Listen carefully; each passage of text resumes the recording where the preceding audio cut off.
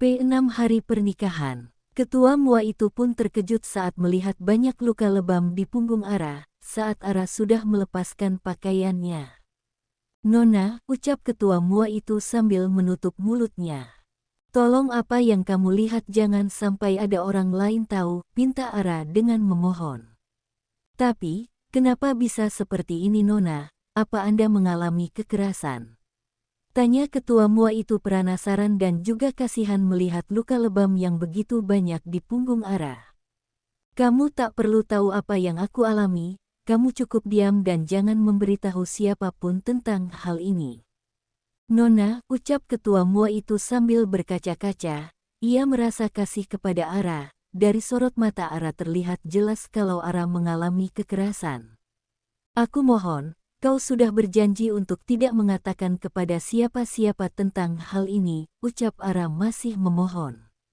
"Baiklah Nona, aku tidak akan mengatakan kepada siapa-siapa, tapi, jika ada yang bertanya, aku akan menjawabnya," ujar Ketua Mua itu menyetujui permintaan Ara karena ia sudah kadung berjanji kepada Ara.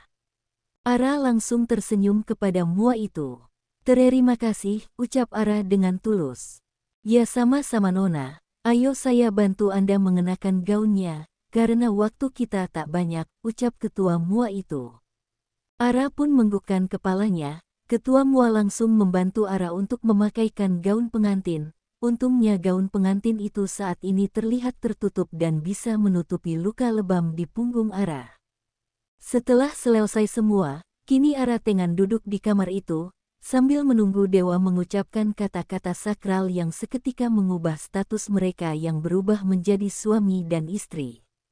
Di tempat acara pernikahan Ara dan Dewa, kini acara sakral itu pun sudah berlangsung dan dibuka, dengan lantunan ayat-ayat suci Al-Quran.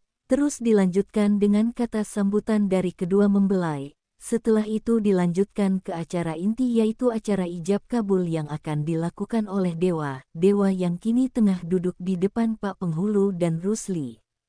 Jantung Dewa sedari tadi terus deg-degan tak karuan, ia juga terlihat sangat gugup dan tegang. "Yang rileks nak Dewa, jangan tegang begitu," goda Pak Penghulu kepada Dewa. Dewa tak menanggapi ucapan Pak Penghulu, ia hanya menggerutu di dalam hati.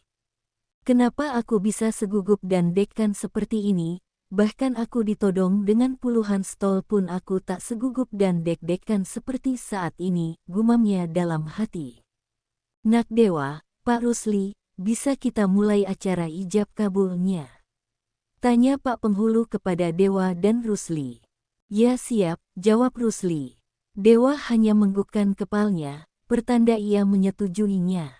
Acaranya pun dimulai. Rusli mengupakan ijab kabulnya, yang menyerahkan anak gadisnya kepada Dewa sepenuhnya dari lahir maupun batin, sedangkan Dewa menjawab ijab kabulnya dengan lantang dan tegas dengan satu kali tarikan nafasnya, kata sah yang diucapkan dari kedua saksi yang menyaksikan acara ijab kabul yang diucapkan oleh Dewa. Semua orang pun merasa lega, termasuk Dewa yang merasa lega dan Ara juga yang mendengarkannya dari dalam kamar riasnya. Tak lama Ara pun disuruh keluar oleh Pak Penghulunya untuk bertemu dengan suaminya. Ara pun berjalan didampingi oleh Ketua Mua tadi. Mereka berdua berjalan ke arah tempat Dewa dan Pak Penghulu berada. Dewa langsung menoleh ke arah Ara yang sedang berjalan mendekat ke arahnya. Dek-dek. Jantung Dewa langsung berdetak lebih cepat saat melihat Ara yang sangat cantik dan anggun dengan gaun pengantin yang dikenakannya. "Kenapa dia terlihat sangat cantik sekali? Seingat Dewa secantik apapun dia tetaplah perempuan matere," gumamnya yang menepis kekagumannya kepada Ara, naun mulut dan hati bertolak belakang. "Hai jantung, kenapa kau berdetak tak menentu seperti itu? Hanya melihat dia," gumamnya lagi dengan kesal karena ia merasakan detak jantung tak menentu lagi saat melihat kecantikan Ara. Baru saja ia menetralisir detak jantungnya setelah mengucapkan ijab kabul tadi, sekarang sudah mulai kembali berdetak tak menentu lagi gara-gara melihat kecantikan Ara. Ara yang kini sudah sampai di hadapan Dewa hanya bisa mematung. Ara juga sangat mengagumi ketampanan Dewa yang bak pangeran turun dari kayangan.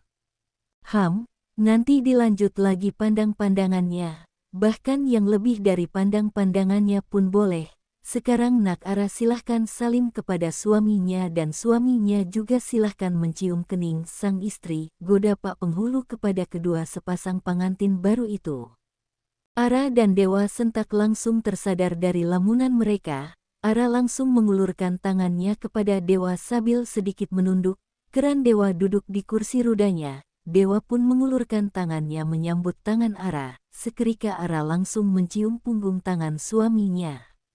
Ada rasa hangat dan nyaman yang mengalir saat Ara mencium punggung tangan Dewa, namun entah rasa apa itu, rasa yang belum pernah Dewa rasakan selama ini, saat bersama mantan kekasihnya dulu pun ia tak pernah merasakan hal seperti ini, padahal mereka seringkali bergandengan tangan dan juga sering melakukan cium tangan, dan sampai pelukan, namun Dewa tak pernah sedikit pun merasakan yang saat ini ia rasakan. Setelah Ara mencium tangan Dewa, Dewa pun menarik tangan Ara agar Ara bisa mendekat ke arahnya. Setelah Dewa langsung mengecup kening Ara dengan lembut dan cukup lama. Ara pun langsung memejamkan matanya saat bibir Dewa menampal sempurna di keningnya. Ada rasa hangat dan nyaman yang Ara rasakan saat mendapatkan ciuman dari Dewa. Tak lama Dewa pun mengurai ciumannya. Mereka jadi merasa canggung satu sama lain. Setelah itu mereka langsung menandatangani berkas-berkas pernikahan mereka. Setelah itu para keluarga dan tamu undangan bergantian mengucapkan selamat kepada pengantin baru. Acara pernikahan mereka pun berjalan dengan sangat meriah dan mewah. Acaranya berjalan dengan lancar. Setelah acara selesai Ara dan Dewa pun kini sudah ada di kamar pengantin mereka. Saat di dalam kamar mereka terlihat sangat kagum. Mandilah. Setelah itu istirahat, ucap Dewa dengan dingin. Baiklah, apa Mas mau mandi? Nanti akan aku siapkan airnya setelah aku selesai mandi, ucap Ara dengan ragu, namun ia merasa kalau itu adalah tugas dari seorang istri. Tidak usah, aku bisa sendiri, jawabnya dengan ketus. Tanpa bertanya lagi Ara langsung masuk ke dalam kamar mandi. Namun tak lama ia keluar lagi membuat Dewa menatapnya dengan bingung. Kenapa? Tanya Dewa dengan tatapan herannya.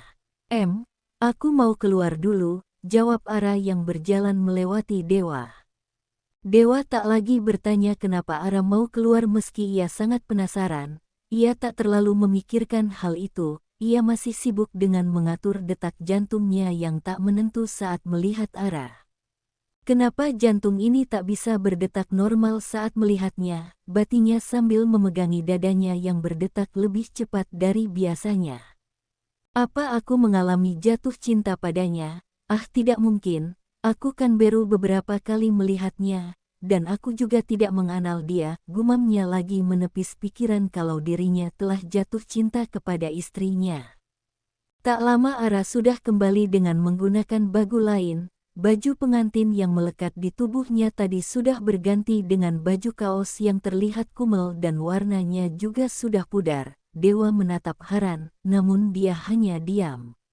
Ara langsung masuk ke kamar mandi tanpa berkata apa-apa kepada Dewa. Ia tadi kembali ke kamar tempat ia dirias tadi. Beruntung ketua Mua tadi masih ada di kamar itu sedang membereskan barang-barangnya. Dan Ara pun meminta bantuan kepadanya untuk membantu melepas gaun pengantin yang melekat di tubuhnya, dan ia juga mengenakan bajunya tadi pagi yang masih ada di kamar itu. Dewa menatap pintu kamar mandi yang tertutup rapat, ada rasa penasaran tentang kehidupan Ara. Ia menangkap sepertinya ada yang tidak beres dengan kehidupan Ara jalani sebelum ia menikahinya. Dewa langsung mengambil ponselnya terus menghubungi asistennya. Halo Tuan, ada yang bisa saya bantu? Tanya asisten Dewa di seberang telepon. Cari informasi tentang istriku, aku minta 1 jam dari sekarang, ucap Dewa yang langsung memutuskan sambungan teleponnya tanpa menunggu jawaban dari asistennya. Dewa langsung beranjak dari kursi rodanya dan langsung naik ke atas ranjang miliknya. Ada rasa lelah karena duduk seharian di kursi roda.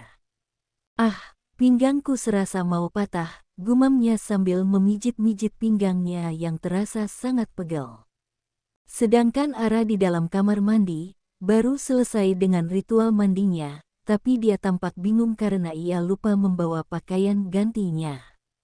Duh, bagaimana ini, aku lupa membawa baju ganti, tidak mungkin kan aku menggunakan handuk saja keluar dari kamar mandi ini. Ya meski dia suamiku tapi aku malu dan juga aku harus menutupi pinggungku, gumamnya merasa bingung. Ara terus berpikir bagaimana caranya agar dia bisa keluar. Ara memberanikan diri untuk membuka sedikit pintu kamar mandi untuk melihat apakah suaminya itu ada di dalam kamar atau di luar. Dia ada di tempat tidur terus, bagaimana aku bisa keluar, batinnya yang kembali menutup pintu kamar mandi dengan pelan. Ara kembali berpikir, dan sambil mencari-cari apa saja yang bisa ia gunakan untuk menutupi punggungnya, ia melihat ada handuk dewa yang tergantung. Ara terus menemukan ide untuk meminjam handuk dewa untuk menutupi punggungnya. Tanpa pikir panjang lagi Ara langsung mengambil handuk milik dewa, setelah itu ia menutupi punggungnya. Jadi saat ini Ara menggunakan 2 handuk di tubuhnya. 1 handuk untuk menutupi tubuhnya, dan 1 lagi handuk dewa untuk menutupi bagian atasnya sehingga bisa menutupi punggungnya. Setelah itu ia keluar dari kamar mandi dengan gugup. Dewa yang tadinya sedang melihat ponselnya langsung mengalihkan pandangannya saat pintu kamar mandi terbuka. Ia mengangkat 1 alisnya saat melihat Ara yang menggunakan 2 handuk sekaligus. Yang 1 handuk yang nampak seperti pengelap dan dewa bisa menebak kalau handuk itu milik Ara, dan 1 handuk berwarna putih polos yang ada di punggungnya, dan dewa juga bisa menebaknya kalau handuk itu adalah handuk miliknya. Itu handukku, tanya dewa dengan tatapan tajamnya. Sejujurnya dewa tak pernah mengizinkan barang-barang miliknya disentuh atau dipakai orang lain, namun saat ini Ara dengan lancangnya telah memakai handuk miliknya. Ara langsung menghentikan langkahnya. Ia merasa sangat gugup dan takut dewa memarahinya karena ia telah lancang memakai handuknya. Aku hanya meminjamnya. Aku lupa membawa baju ganti, jawab Ara dengan gemetar ketakutan. Dewa yang melihat kalau Ara yang gemetaran sambil ketakutan, seketika emosi yang meledak-ledak tadi langsung sirna begitu saja saat melihat Ara yang ketakutan begitu. Ya sudah, lain kali jangan lagi menggunakan barang milikku. Aku tidak suka barang milikku disentuh atau dipakai orang lain, ucap dewa yang langsung mengalihkan pandangannya ke ponselnya. Dengan mengerutuki dirinya sendiri, kenapa dia tak bisa melihat Ara ketakutan seperti itu, ada apa dengan dirinya, pikir dewa merasa heran. Ara yang mendengar ucapan dewa yang tidak marah pun merasa lega. Terima kasih. Setelah ini aku akan mencuci handukmu, ucap Ara sambil tersenyum ke arah dewa, meski dewa tak melihat ke arahnya. Dewa tak menjawab, ia melihat ke ponselnya, seolah-olah ia sedang sibuk, namun tanpa Ara sadari, sebenarnya dewa tadi melirik ke arah Ara dan dapat melihat senyum manis Ara, dan lagi-lagi jantung dewa berdetak cepat lagi. Lama-lama aku bisa mati muda. Kalau jantungku selalu berdetak seperti ini, gumamnya dalam hati. Setelah beberapa saat Ara sudah memakai pakaiannya yang nampak tak layak pakai karena baju yang Ara gunakan sudah seperti pengelap saja dan juga ada bolong di bagian ketiaknya. Mas, panggil Ara berjalan mendekat ke arah dewa. Dek-dek. Lagi-lagi jantung dewa berdetak lebih cepat saat mendengar Ara memanggilnya dengan sebutan Mas. Dewa langsung melihat ke arah Ara tanpa menjawab panggilan Ara.